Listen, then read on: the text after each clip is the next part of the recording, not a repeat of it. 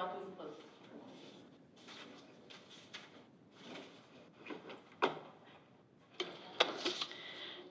Good evening and welcome to the February 23rd Newark Unified School District Board of Education special meeting. I call the meeting to order at 6:04 p.m.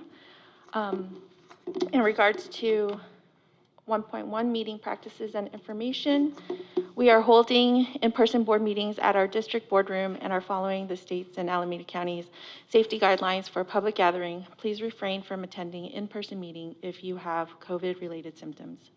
If you are not able to attend the meeting in person, you may observe the meeting via the NUSD YouTube channel, live stream transmission on Comcast Channel 26, and we do have Spanish translation is available via Zoom. In regards to public comment, the public will have the opportunity to address the board regarding non-agendized matters and agendized items with a live audio-only comment via Zoom with advance notice requested by email at publiccomment@newarkunified.org, a written comment by submitting a speaking card via email at publiccomment@newarkunified.org, or with live in-person comments by submitting a speaker card with the executive assistant. Thank you. And at this time, please stand for the Pledge of Allegiance. Please begin. I pledge allegiance to the flag of the United States of America and to the republic for which it stands, one nation, under God, indivisible, with liberty and justice for all. Thank you. Ms. Gutierrez, roll call, please.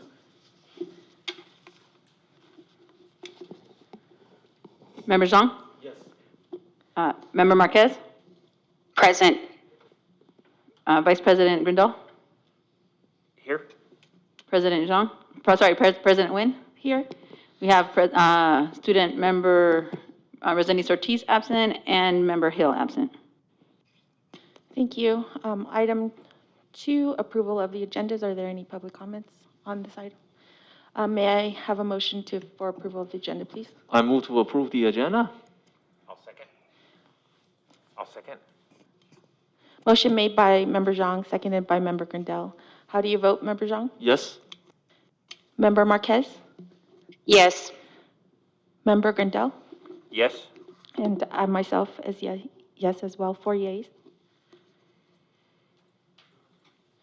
And on to closed session. We do have public comment on closed session items. Ms. Cindy Parks?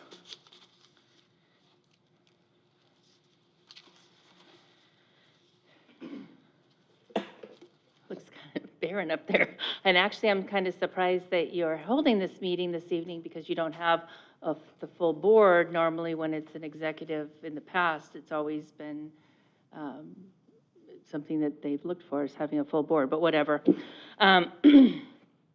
Why did you schedule a special board meeting 8 days before the regularly scheduled meeting to only consider the contract for the chief business official?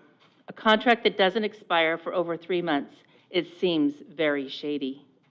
This contract was for $208,000 a year, a $17,234 or 9% increase over the initial contract amount of $190,766 in 2019. Why are you lessening the standard for what used to be called the master's doctoral stipend to include the California Association of School Business Officials, CASBO, certification rather than just the MBA? In the past 2 months, it has been reported in board meetings that $1.7 million in salaries needs to be reverted back to the general fund from the COVID revenues, and the temporary COVID hires will be receiving their March 15th layoff notices. Once the hold harmless is no longer in effect, the budget will lose ADA for 438 students in 22-23 and 101 students in 23-24. The budget projections show a $2.5 million deficit in each of the next 2 years, with the reserve dropping down to 10.5%. No pay increases have been calculated into the budget for any of the bargaining units, only step and column increases. Yet this contract provides the CBO with an annual 2% COLA, and the board may agree to provide the chief business official with additional increases in, which is what the contract should say, but it says at the board, or it says in, and it should say at the board's sole discretion. So I don't know if somebody needs to read through your stuff before you post it. Shame on you for trying to sneak this vote past the public with this special meeting. I am thankful for those who are here and for those who are hopefully going to speak virtually.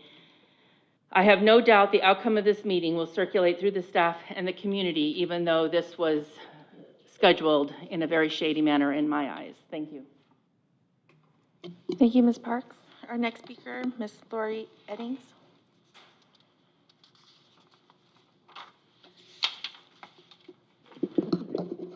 Good evening. Good evening. Dr. Triplett, Cabinet, President Nguyen, and board members. I come today with a concern for the contract and salary you will be deciding upon for the CBO. A 9% raise and a promise for a 2% COLA every year, plus a stipend, is excessive for a person who has been in our district for only 3 short years. NUSD is trying to cut expenses by closing schools and cutting staff, with the reason given of declining enrollment. NTA does not, not NTA, I do not understand how we recently had money to give the superintendent a raise of a $30,000 bonus, and now they're asking for more money for another administrator. Will teachers and school staff get a raise this year? It seems that it would be equitable if all administrators and district office receive the same % raise as the teachers, don't you think? Next, I want to point out that members on this board, some of you, made a nuclear decision to send teachers and students back into the classroom last spring in the middle of the pandemic. Tonight, you will be voting on a contract that states the CBO can work from home during the endemic. If she's in favor of the superintendent. What message are you sending to our teachers? More importantly, what message are you sending to our community if you vote in favor of such a decision? How does this benefit our district with certain administration being able to work from home? Lastly, I question the reason of having a special session to vote on this contract. What is the rush? I know it was supposed to be voted on last board meeting. I understand that. But why couldn't you wait until the next scheduled meeting? It just doesn't seem very transparent. Thank you. Thank you, Ms. Eddings. Our next speaker, Julius Chapman. Good evening. Good evening, board, Dr. Triplett, everyone. So I'm Julius Chapman. I'm the lead teacher at Newark Memorial High School for special education.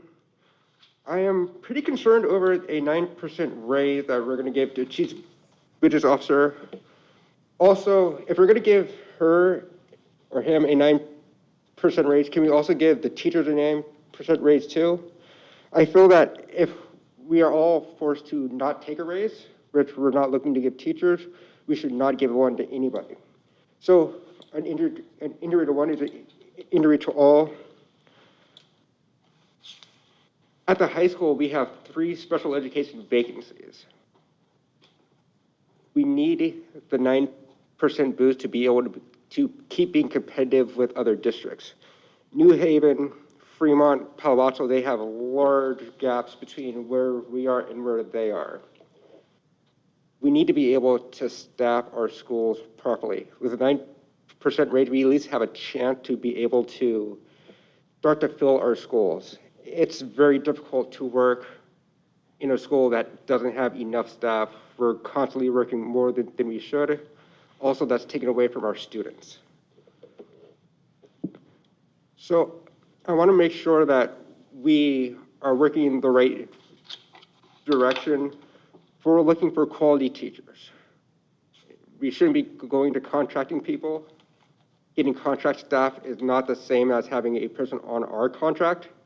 So I look forward to working with everyone to figure out a nice compensation package for the 9% if we do decide to move forward with the 9% for the Chief Business Officer. I don't understand if we're out of money or having a deficit. I don't understand why we're giving administrative raises when we need to be focusing on teachers and making sure we have enough teachers to go around. Thank you.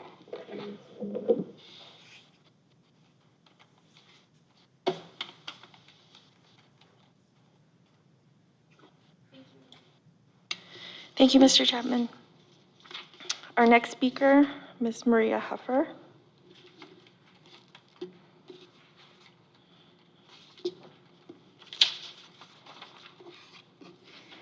Good evening, board members, superintendent, and executive staff. CSEA Chapter 208 classified staff have been told year after year our district does not have the funds to increase staffing. Our members have struggled to maintain the same level of service with fewer staff and additional workload to support our students. The district recently notified CSEA that they will be proposing additional staff layoffs in March due to the lack of work or lack of funds. Unfortunately, here we are again. Speaking on behalf of our chapter members, we want you to know that we are frustrated and disappointed to hear about the CBO's new contract. This contract provides an automatic annual 2% cost of living raise in each of the 3 contract years, with the possibility of an additional pay increase. This new CBO salary will start at $208,000 a year. Many of our members are earning just above minimum wage and work part-time. Some members who are eligible for prorated medical benefits through the district earn just enough to pay for these medical benefits. As a member who formerly worked as a paraprofessional aide for many years, I was one of these employees who worked for medical insurance, and I still did not earn enough to cover the cost. I paid out-of-pocket difference so I could provide the medical insurance for my family. How is that fair? We show up. Our members are hardworking, grossly underpaid, and working with a skeletal staff during this pandemic time. We continue to show up and push through so Newark Unified students and staff can come to clean schools, be served warm prepared food, have campus security on alert. Furthermore, we keep the school running by meeting staff needs with clerical support, providing one-on-one paraeducator support to students who need it most, keeping the libraries open, and ensuring our school's maintenance needs are met by the maintenance, operation, and transportation staff. We show up. Our child care attendants continue to provide a safe place for students before school and after school. During district and CSEA negotiations, the district stated repeatedly that due to low average daily attendance, the district is unable to allocate adequate pay increases to our members, even though the district currently sits on a 17% reserve balance, but wants to give the CBO a minimum and an automatic annual 2% salary increase. What's wrong with this picture? Where will this money come from? If we are being told that there is no money to begin with, will this increase be paid for classified staff layoffs?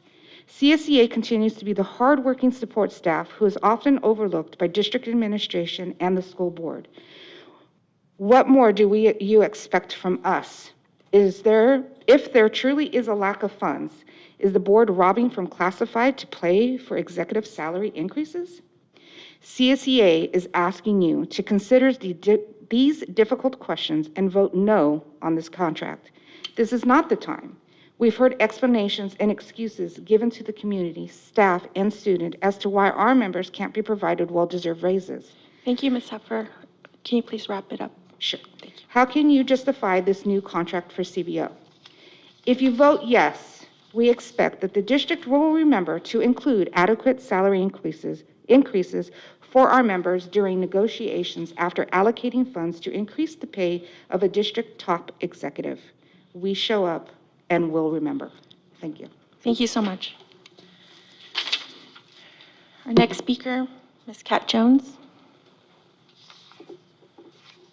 I won't take my full 3 minutes, so we'll make up for hers. Good evening. Glad to be here, Superintendent, Board, and Cabinet. Thank you.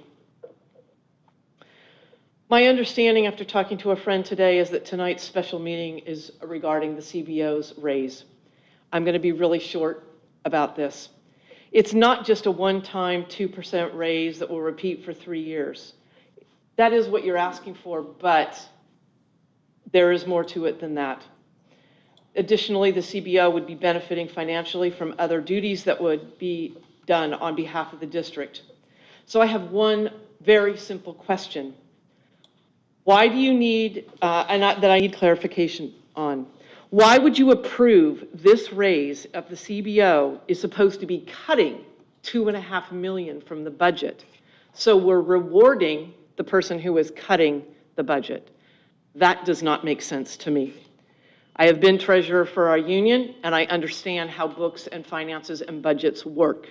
That's not how they work. I also understand that teaching support and CSEA support will be decreased or not given raises that they justifiably deserve. So again, I'm going to ask the one simple question. Why would you approve a raise for someone who is supposed to be cutting the budget by $2.5 million? Thank you. Thank you, Ms. Jones. And our last speaker, Ms. Sherry Villa.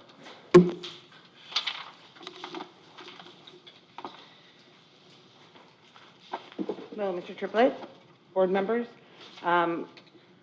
Okay, to start off, I wanted to read some words from the December 6th board meeting and from a letter that was given to our district from the ACOE on September 14th. At the December 6th board meeting, the following statement was made regarding assumptions in the budget projections from the first interim report. There are no cost of living salary increases in the assumptions. From the letter, the September 14th letter from the ACOE that gave our budget an approval on conditions, what it reads is 1.4 million reduction in certificated and classified positions. So, as a member of our NTA negotiations team, I'm looking forward to our upcoming negotiations. It appears that a new budget balancing solution has been created that will allow for not only our CBO to receive a roughly 9% over 3 years raise in salary, but an ongoing yearly 2% cost of living raise. So again, as a member of our NTA negotiations team, I'm looking forward to negotiating a comparable raise in salary and cost of living for our teachers who so more than anybody deserve this. Thank you. Thank you, Ms. Villa. And we will be going into closed session. We're recessing for closed session. I'm sorry?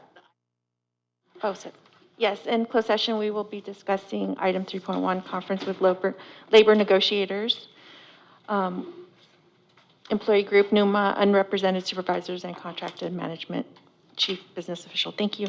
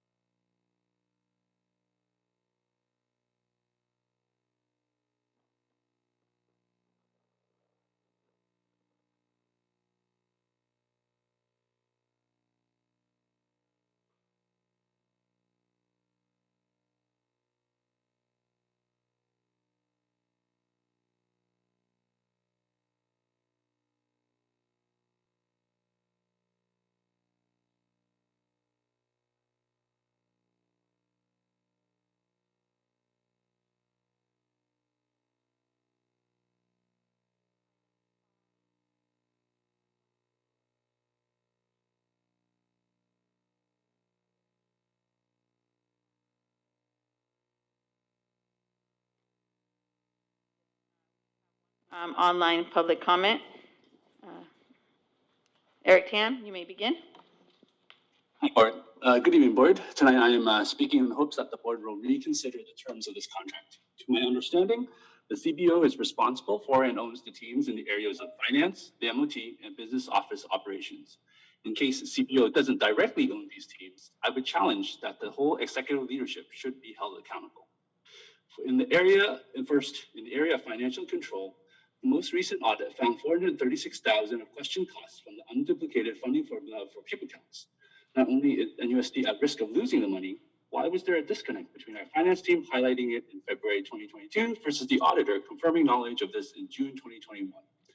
In addition, for the HVAC project, $542,000 was underreported in capital asset expenditures in December 2021 and only fixed after a community member pointed it out. Second, the MOT has cost this district hundreds of thousands of dollars directly. First, the ionizers, where the staff claim they are better than HEPA, costing continuous costs totaling $500,000. There's the high school stairway example, where Ms. Dela Cruz told you in person in August that it was all wrapped up by the next week, but came back months later asking for a $200,000 change order.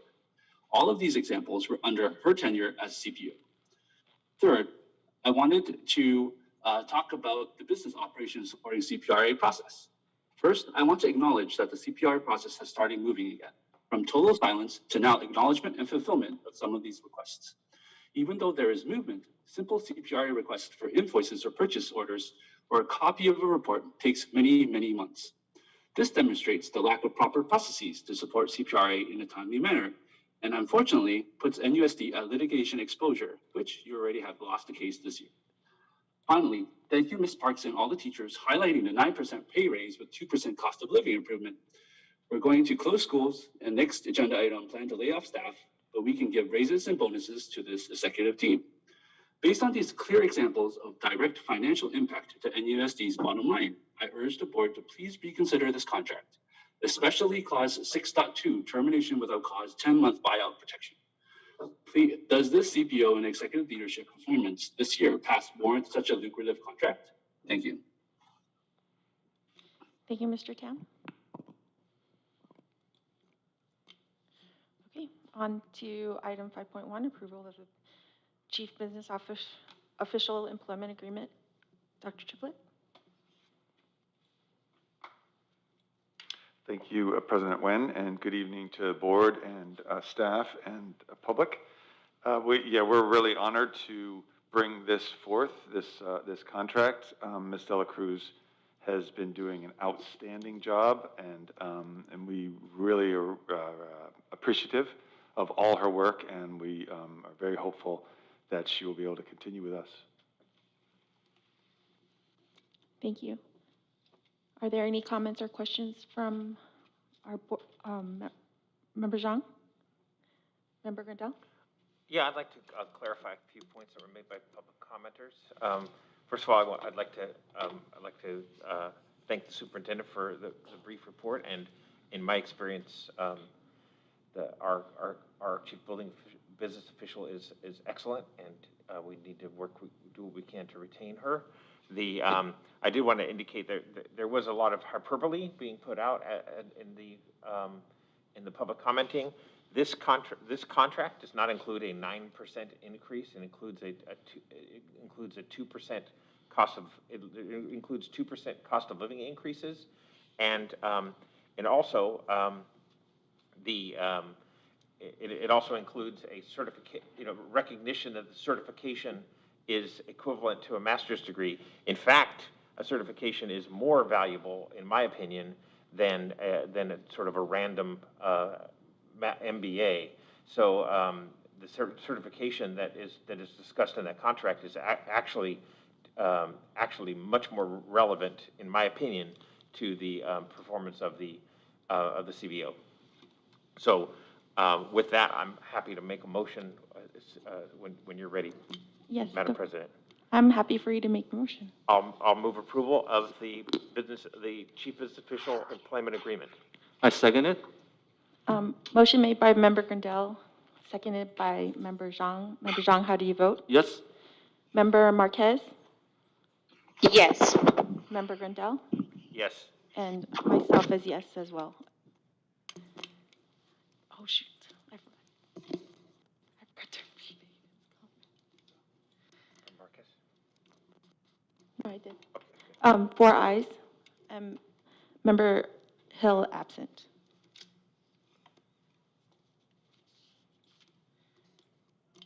Can I just say congratulations, Ms. Dela Cruz? We are very excited for you to be continuing with us, and you just can't say enough about what an amazing job you do every day. Yes, thank you, Ms. De La Cruz, for all your hard work. I know that we still have a lot more work to do, but you have been diligent in, putting our district back in track. So thank you for that. Indeed, this last year is just a warm-up for all the things we're going to be doing going forward. So I know you thrive on that. So thank you. Thank you. I'm honored. And I and have a privileged. Oh, sorry. Go ahead, Member Marquez. Oh, I apologize. I didn't mean to cut off. I wasn't sure if I was echoing or not.